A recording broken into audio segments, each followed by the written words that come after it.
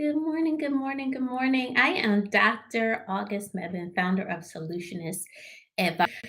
We are going to talk about part three of the series of the job search. The first video talks about actually doing the job search and how to apply and complete that application in hopes of getting the interview. And then the second part really talks about that resume piece and how important it is for you to have a great resume that represents your skill set well. And now, today, we're going to talk about how to interview to land the job of your dreams. So, I'm excited to do this one. I am a great interviewer, but also a great interviewee, right? And I've interviewed a lot of people over the course of my almost 20 years of experience in HR. So today, let's start off with what are you going to do before you actually have the actual interview? So what I mean is you get the call, they're like, or the email, and they say, hey, can you meet with us on, Thursday at 1? That's what I'm talking about. Once you get that information and you say yes, we're going to talk about what you're going to start to do for each and every interview. Okay. So, the first thing you want to do is you want to do your research on the organization. I can't tell you how important that is. Whether it's a recruiter, whether it's the hiring manager, you want to use this information on every interview, even if it's multiple interviews for an organization. You want to look at that company's mission, vision, and their values, right? Even if you can't remember it verbatim, pick some keywords out of it, right? So, something I wanted to tell you to do is get a notebook that you'll either take with you or have with you when you're doing the Zoom. And I'm not talking about having a full page of notes. No, you need to practice before you do this interview. But you want to jot down maybe a few or a couple of the values. You want to jot down the keywords of the mission and the vision kind of at the top, just like keywords, couple of bullet points, no sentences, because you're not going to be able to read during your interview, and you want to be authentic and true. So you want to memorize. If your memory's not that great, you want to make sure you're writing a couple of notes that kind of jog your memory, and that's why you want to continuously practice so that it comes very natural and it flows for you. You want to look at their strategic plan. Let me put a caveat out there. Whatever level you're at, you kind of pick and choose from what I'm telling you. If you're applying for a waitress position, then of course, you're probably not going to find a strategic plan, let alone have to think about what's in it, right? So this may be more of the manager, executive level point for the strategic plan.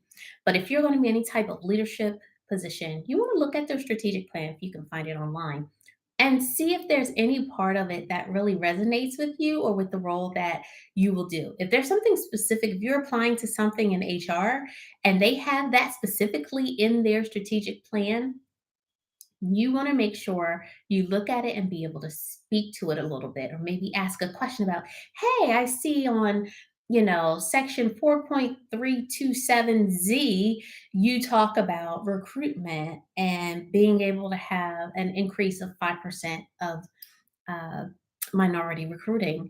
Could you give me an update on how the organization is doing with that part of the strategic plan? That will wow them, right? And it also shows that you've done your due diligence as a leader who would be leading that part of the strategic plan, that you are looking and you're asking questions and you care about where they are.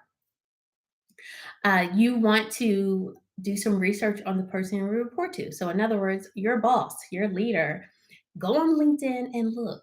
Okay, go on LinkedIn and look, see where they came from, look at their background, right? Because it can also be a conversation piece. You might see that you both went to the University of Delaware.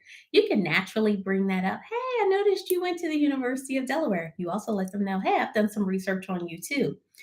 It's not creepy. It is, you're doing your research and you're interviewing them as much as they're researching and interviewing you.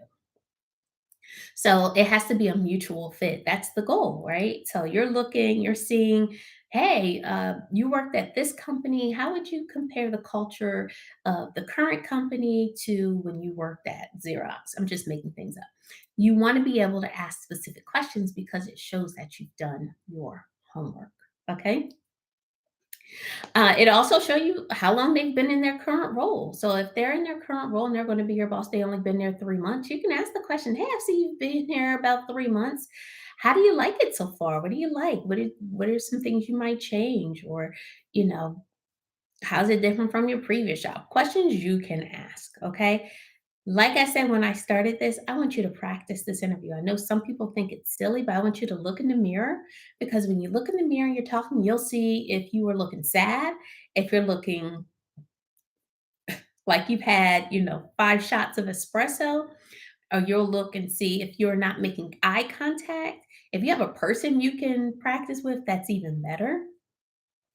But you want to practice even if it's by yourself, just saying, okay, hey, August, tell me a little bit about yourself. And then you practice that, right? Because then when you're talking in front of them, even if you get nervous, you've practiced it and it'll just automatically kick in, right? And some version of it will come out. You want to make sure you write down your questions, because at the end, they always ask you if you have questions. We'll go a little deeper into that at the end of this session. And then you also want to have some notes. So part of it is you want to look at the description that they put online where you applied, and you want to say, okay, what have I done in comparison to what they're asking for? So find some examples. You always want to have examples ready. There's nothing worse than when they're like, tell me an example about a time you led a team on the project where everyone didn't agree. How did you handle that situation? And if you can't think of anything on that spot or within a very short time, and you're just like, you don't want to say you can't think of anything. You want to have your examples ready, okay? And more times than not, you've interviewed multiple times already. So you start to see the consistency in the questions, uh, and you want to get your examples ready. And I'm not talking about a full page of notes. I'm talking about writing kind of on the side, very neat, so you can read it. You don't want to be like, "Oh, I can't read my notes." You don't have to mention that you're reading notes, but you want to be able to look down. They say, tell me an example about a time you had to manage people. And you can have a note that says manage. Okay. You might write the company name and that might jog your memory. Okay. So you want to make sure you have that. Another thing that I do is I kind of look at the overall advertisement and I say, what is it screaming? So if you look at every advertisement from the lens of the employer, you're saying they need something specific. So if they keep talking about training, development, developing our people, creativity, you know that there's a need for training within the organization. And you want to write a few of the keywords that stand out to you, that talk about either a project that's happening or will be implemented. And you want to write those keywords so that you understand, hey, my examples probably should evolve around these specific things that really stood out in the job advertisement. Okay. So it's Thursday. It's almost 1 o'clock. You're about to get started. Maybe your interview is on Zoom. If it is on Zoom, you're going to treat it just like it's in person, okay? But you're still going to log in early. You're going to log in at least 5 minutes early so that, yes, you can get your camera together, you can test your volume, you can do whatever you need to do. I advise logging in a little bit earlier than 5 minutes so that maybe it's a system you've never used and it has to download, or maybe you have some system issues. In fact, if it's on Zoom, I would try logging in the day before end of business, so that if there are issues, you can reach out to them and say, "Hey, I tried logging in and I wasn't exactly able to get in." And it may just spin and says, the host has not started this meeting. That's fine. That means when they do the next day, you'll get in. Maybe it's on Teams. If you've never used Teams, you're going to have to download it on your device.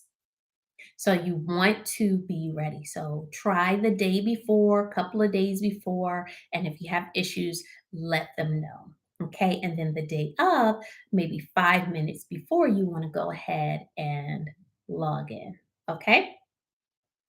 Even if you're just sitting there, don't be talking to people. Make sure you're on mute. You can turn your camera off, and then maybe a minute or two before, you are like a beautiful statue. You're taking your camera off.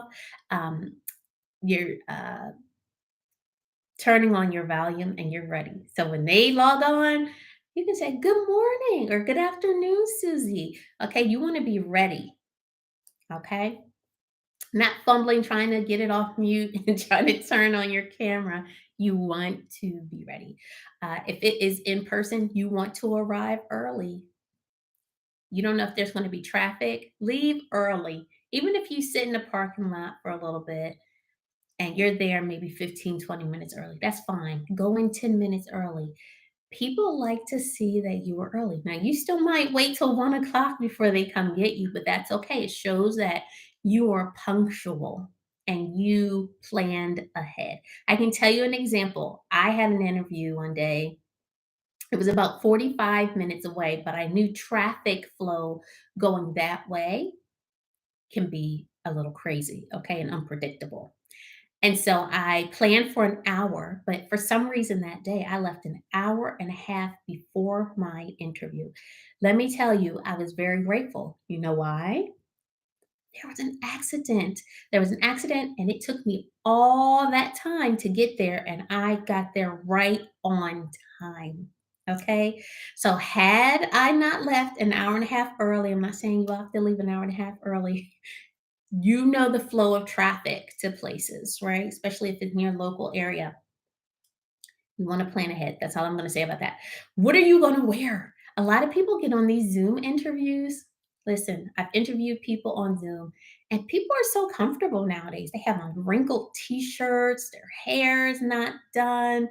You still want to dress to impress, even if it is on Zoom. At least from the waist up, put some effort into your hair. If you wear makeup, if you need to shave, make sure you look good. Make sure it looks like, you got a good night's rest and you put thought and intention into what you're wearing. If you're going in person, make sure you smell nice. I'm not talking about drench yourself in cologne or perfume because some people are sensitive to smells and that can be a distraction, right? But you want to make sure you smell clean. Okay. Here's a topic that can be taboo to someone: piercings, tattoos, colorful hair. When I say colorful, anything that is not a natural color, right? So, like Ronald McDonald red, purple, orange, bright electric blue. Some people say, come as you are, right? I say people can be biased. You might show up and the person interviewing you might have bright green hair. They would be fine with that kind of thing, right? But you might show up with someone who is of the mindset that you should come with a natural color to your hair, uh, you know, a black suit. You don't know who you're going to interview with. You don't know these people. The goal is to get the job. Okay. Some people say be yourself from the beginning. It may be a question you may have later on if you get the offer. What's the company policy on piercings or on hair color or tattoos? But if you can, show up in a manner that is neutral. If you have a piercing in your nose and it comes out, maybe take that out. If you have a tattoo sleeve, maybe cover that up for the interview. Just my opinion. If you were interviewing for me, I wouldn't care so much. I also am in HR. Some people might say, "Oh, you're client facing, and we don't want to be offensive to our clients with your tattoos." You don't know what people will say, but once you're in there, right? So you want to make sure you're giving yourself the best opportunity. I will also put this out there. If you're someone and your tattoos are very sacred to you, your piercings are sacred to you, your electric blue hair is sacred to you, that is your business and that is fine, right? And show up as your authentic self if you so choose. And just be ready if they're like, sorry, this isn't the right fit. They may not tell you it's your hair or your tattoos or your piercing that's smack in the middle of your forehead. They may never tell you. They probably will not tell you. But what I will tell you is if that is very important to you and a deal breaker where you feel like that atmosphere might be too stuffy, then show up with it. And if it doesn't work out, it was the best plan for you, right? The other thing is if it's in person, make sure you're shaking their hand and making eye contact. I'm not talking about trying to break their hand so I've had people shake my hand. I thought they want to break it. Okay. I'm talking about just a nice, firm grip to say, I'm not scared to shake your hand, but I'm not trying to hurt you either. And make that eye contact, smile, say, Hi, Bob. Nice to meet you. I'm August. I'm here for the senior director position or the interview for 11 o'clock, however you want to introduce yourself. Okay. You want to make sure you are going in and you are exuding confidence. I don't care how nervous you are, do some deep breathing before you go in. That's another reason why you want to get there early. Okay. I know people who get a nervous bow and they have to go to the bathroom every time they go interview or do something that makes them nervous. You don't want to be in the bathroom and still in there when your interview is supposed to be starting. Get there early and make sure you do what you need to do to make yourself feel comfortable and confident. Okay. Uh, be prepared when you're practicing. Remember, beforehand, you're practicing. When they ask you that question, tell me about yourself. Do not go into personal information. Do not say, well, I'm 59 years old and I have 4 kids and I have a surprise baby who's only 2. I'm married. I live in this county and I went to school here and I have a pet named JoJo. Don't go into all of that information because you can also be disclosing information that could, again, work against you. Some people are biased to people who have kids or who have an illness or who are over a certain age. I'm just giving you reality. Okay. I'm giving you reality. So, preparing you to get this job. Don't tell them all in your personal business. Okay. You want to go with, oh, thank you. I'd be happy to tell you about myself. Talk about your skill set. Well, I have over 15 years of HR experience. The last few years, I've been in the healthcare industry. And most recently, I did X, Y, and Z. And I am so excited to interview with you today. And I look forward to sharing a little bit more about my background. Okay. And if you're unsure if they want a little bit more about your background, just ask the question. Bob, would you like for me to go a little deeper into my background? I don't want to go ahead of your scheduled interview.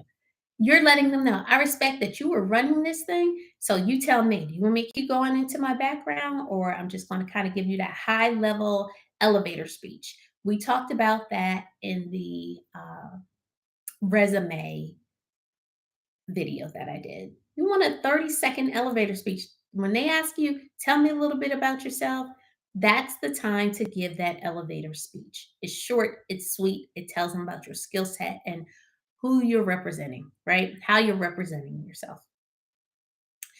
Uh, let me look. I'm looking at my notes. Right, any questions that they ask you during the interview, excuse me, you want to make sure that your answers are concise, but that they go into enough detail where people walk away feeling like they understand what you could bring to the table and what you have brought to the table in the past. If you're a person who gets a little nervous, that's why you have that notebook and a pen with you, maybe a couple of pens if one stops working. Okay. You're not going to write down the whole question and write really slow. This is part of what you're going to practice. You're going to write down the key words of what's going to remind you what to talk about. So if they say, Joe, I want you to tell me about a time where you were managing a project and things didn't quite go the way it did. And can you talk about the results of the project? Okay, Joe might answer the question of the time when uh, things didn't necessarily go the way they were supposed to go, but then he may forget the results piece, right? Because you start talking, you kind of forget because you're focused on, let me answer this part. So if you write it down, you look down, you're like, okay, let me tell you a little bit about the results of that project. You want to write the notes. And if you feel uncomfortable, absolutely at the beginning say, I hope you don't mind. I just like to jot down some notes as we go along through the interview. Common courtesy. It's okay. They're not going to tell you no. They will look at you with a red flag if you got a whole page of answers written out. That's why I'm saying jot down keywords in the margins of the notebook, just like on the side, at the top. Okay. And I'm not talking about write it so tiny you're still trying to squint at it. I'm talking about keywords that's just going to jog your memory because you're going to practice. Okay. Key part of an interview, tell the truth. So many people go into that interview and embellish what they did or what they know how to do, or they just flat out lie. And then you know what happens? You have another round of interviews and they ask you that same question, you give a different answer. You can't keep up with the lie. You can't keep up with it. And then if you do get away with the lie in the interview, guess what? You get the job and then they actually expect you to perform or do what you said you could do or have done. And then you're stuck. You're like, oops, right? That's not good. You don't want to feel like that and like, oh no, they're on to me. You could get fired. Don't do it. Don't lie. Tell the truth. Always smile and be engaging. You want to be there, show your enthusiasm, but don't be too hyped. Okay. Some people, sadly, I keep talking about people being biased, right? Some people are an introvert. If you're interviewing with an introvert, you will overwhelm them if you are extremely extroverted in the interview. Okay. The other thing is match their energy. So if they're kind of like, I am so excited, let's talk about it. I love this job. You're matching that energy. I am so excited. I want this job. I can't wait to hear more about you and the position. Match the energy. If they're more monotone, you can still show you're engaging and excited, but don't be on a 10. Match their energy. Okay. But no matter what, smile. When you smile, it just makes you seem more approachable. It makes people more comfortable. I'm smiling now. I smile all the time.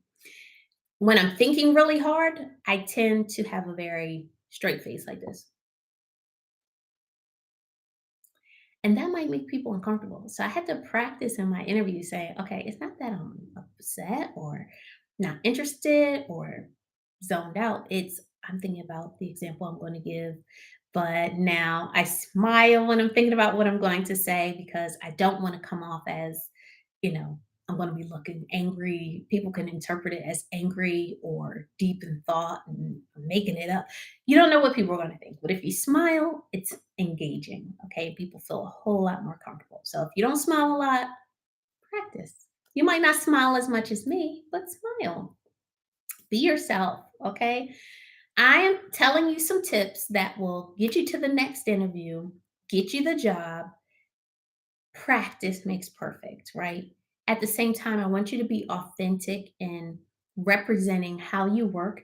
If you can't stand a micromanager and they come up with what's the worst kind of leader you could work for, that's your answer. A micromanager. I cannot work for a micromanager because it stifles my creativity and makes me feel like I'm not trusted to execute in the role. You want to be honest in your answers. If they ask you a question, answer it honestly because if it doesn't work out, it was probably for the best. And you being honest will allow them to also feel comfortable and honest. And if they are a micromanager, for example, you might say, I'm good. I don't want this job. I have no desire to work for you, Miss Micromanager, who's going to try to tell me how to do every move of my job when you could just do it yourself. Okay. The other thing I want to tell you is ask for clarity. People act like they have to know everything going into the interview. Okay. Ask for clarity. If they ask you a question and you're like, I don't quite understand what they're asking me, say that. Say, I'm sorry about it. Can you repeat the question? I think I got lost somewhere in there. You can make light of it and they'll repeat it. And that's when you know you need to write it down. Okay. Sometimes there are times when I've been in interviews and the question was so long, was like they're reading an entire paragraph. First of all, I would start writing when I'm like, okay, they still talking. Let me write this down. And then at the end, I'm like, you know what? Carmen, can you go back to the beginning? I want to make sure I answer this question in its entirety. And they'll be like, oh, yeah, I know it's a little long. One, they should have, segmented the question, but they didn't. So you're going to go ahead and you're going to be proactive and start writing it down because it's like 18 sentences long. By the time they get to the last sentence, you're probably going to forget what the first five were. So write it down and then ask, can you please repeat the question? I want to make sure I hit all aspects of this question for you. Okay. Um, I will give you an example. I did an interview, it was for an analyst position for a bank, okay, fresh out of college.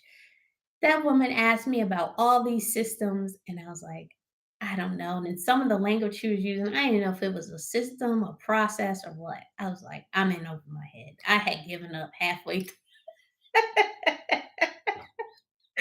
Sorry. I had given up halfway through the interview because I was like, what? None of this was in the job advertisement. I'm like, oh my goodness, this is for like an IT specialist person. Sorry, it's still funny to me. Let me tell you, I was just honest. I had given it, I didn't say I quit, I quit. I'm done with this interview. I have no clue what you're talking about. I did at one point get so frustrated. I was like, I'm so sorry, Susie.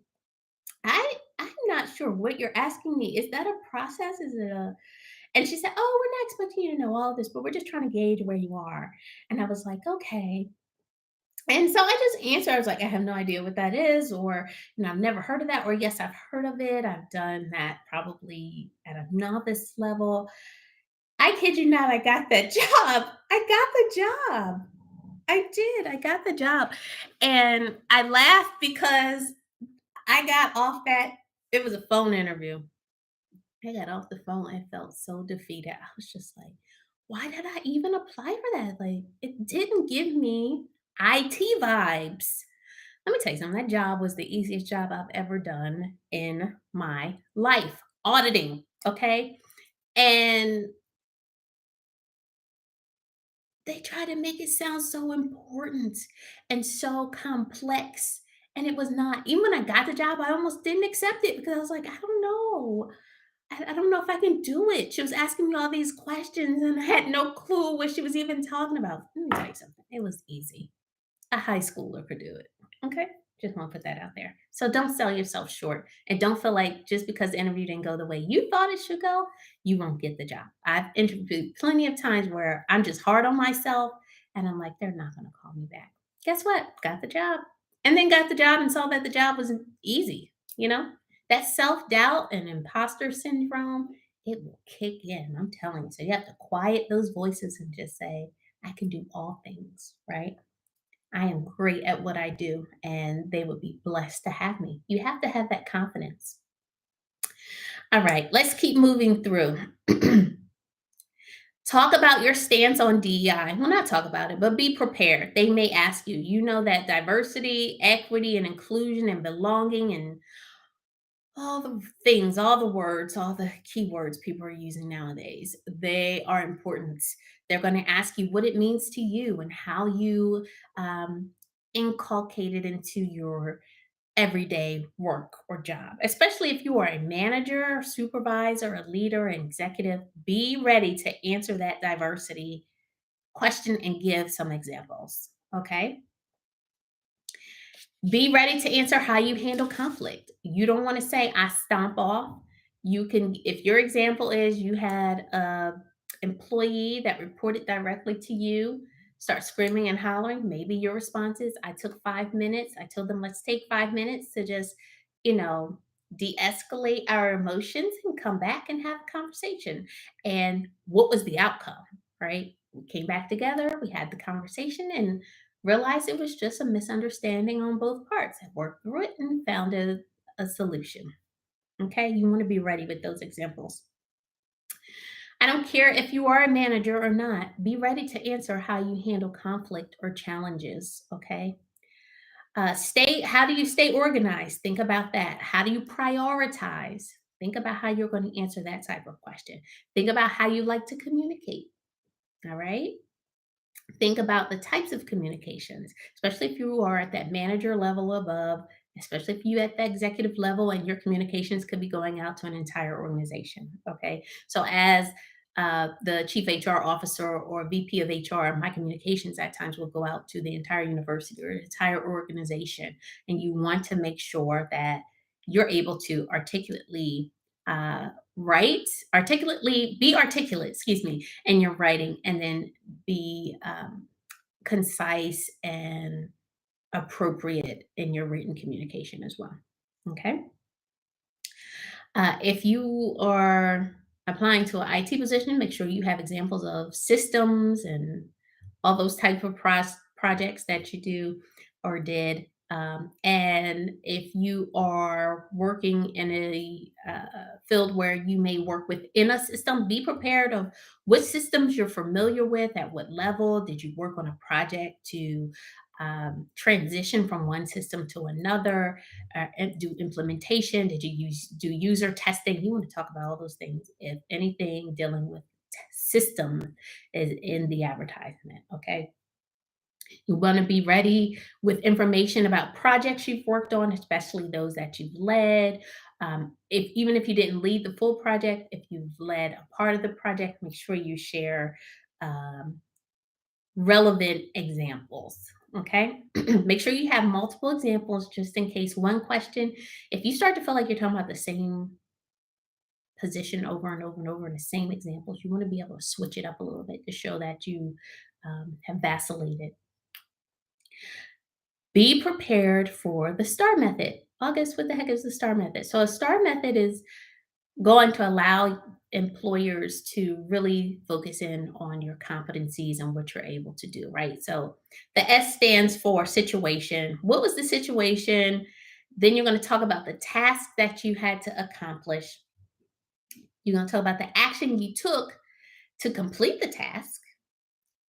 And then you're going to talk about the results you got in trying to complete the task. Okay, so you want to be ready to answer according to that particular method. Some organizations use it, some don't. But if you can answer the questions in that method, you'll make sure you're always covering the the being real well rounded, excuse me, in what you're answering. Okay, you see how I just got distracted? Don't do that in your interview if you can help it. All right. So, an example of the STAR method. Tell me about a time when you and your supervisor didn't see eye to eye. What's the situation? Okay, there was a time when an employee showed up late to work. It was their third time. My manager felt like I should have pursued a formal write up for the employee because it was their third time being late. What was the task? Supervisor wanted me to write up that employee. I had a conversation with the uh, manager, my manager, just to say, I understand this is their third time, but they actually was in a car accident, and I don't want to penalize them for something that um, they couldn't control, was outside of their control. I will, however, have a conversation with them to make sure they understand the importance of being on time. But I also want to make sure they feel supported by us and ask them if they're okay. Okay. What was the action? You're going to have a conversation with the employee. I had the conversation with the employee. I made sure they were okay. They were fine. We just talked about making sure for situations that are within their control, they are on time for work. And I followed up to say, thank you for calling in because that was something that they hadn't done in the past. Thank you. I see you working hard and following up with the expectations we set in our last meeting. So thank you so much. What were the results? I followed up with my manager to let them know that I did talk to the employee. We're on the same page, and they were very grateful that we did not proceed with um, a write up for this particular incident. You used the STAR method. All right. Last but not least, they're going to ask you if you have any questions. Okay. They may give you 1 minute. Some people talk the whole time, like, oh no, we're running out of time. But really quick, do you have any questions? I hate that, but it happens a lot, right? A good interviewer will make sure you have at least 5 minutes to ask your questions, but come in with your list ready. Okay. If the job just advertisement said that it is hybrid, but you also saw it somewhere saying it's remote, just say, can you confirm if this position is on site, hybrid, remote? Ask the question. Uh, could you please help me understand the organizational structure and where this position falls within that structure? Ask questions about leadership and management style. If you're talking to the person who you would report to, you say, "Hey, John, I just want to know, could you describe your management and leadership style?" They describe it. If you don't like micromanagers and they're like, "Well, I like to be kept in the loop. I like to do one on ones every day in the morning just so we can start our day off strong." Just let them talk. Don't make a face like, "Ugh, micromanager." Excuse me. You just want to listen. You want to jot that down. Now, this is when you really want to start taking some notes, okay? You want to take notes on the answers that they give you so that you can have consistency of information. You're not asking the same questions over and over. You want to ask those specific questions that may have popped into your mind. Um, and then you want to ask for next steps. You want to throw in there, John, I appreciate the opportunity to interview for this director position. I'm really excited about the opportunity. And if you could just share next steps, that would be great. And John's like, absolutely. Tell you, 2 weeks we'll call you, or the next step is to interview with a panel, whatever they say. Okay.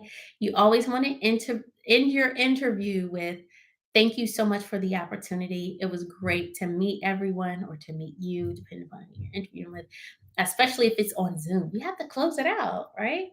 And then they'll say, thanks, August. Bye. Okay. And you leave the meeting. If it's in person, same thing. You want to thank the person, thank the people. You can even shake their hand as they're leaving, and then, you know, make your exit. They're going to end the interview. Okay. After the interview, you're still not done. You need to say thank you in writing. That makes you stand out because it's a lost art. A lot of people don't take that moment to send that email, excuse me, at the end of the interview. If you're interviewing with Bob and you have Bob's email, just send Bob a fuse. It doesn't have to be paragraphs and paragraphs, but what you want to do is say thank you, show your excitement, and reiterate the skill set that you can bring to the table. If they shared any specific project or need within the organization, you can talk about how confident you are that you can help them in that, okay? Send it. That same day, send it. Matter of fact, have an email drafted before you go. And then that way you can just put in some specifics of if there was a project or anything specific that came up in the interview where you're like, you know what, this is a perfect fit. This is what I could do for them. And then update it and send the email. If it's a panel, send it to everyone on the panel. Excuse me. So I'll stop there. We're almost at 38 minutes, but I wanted to make sure I gave you what you needed so that you can nail this next interview. I'm excited for people who are going through this process uh, and watching these videos. You now know how to do the application, you know how to do your resume, and now you know how to interview. Put in the comments if there are any specific topics about management, leadership, um, coaching, consulting, or HR. Okay, HR is kind of my thing. You want to put that in the comments, and I will do a live or video for it. So, thank you so much for joining me. Again, I'm Dr. August Mebane, founder of Solutionists Advisory Group. We are here for you if you need us. Uh, our website is in the comments, and we'll see you on our next live. Take care, everyone.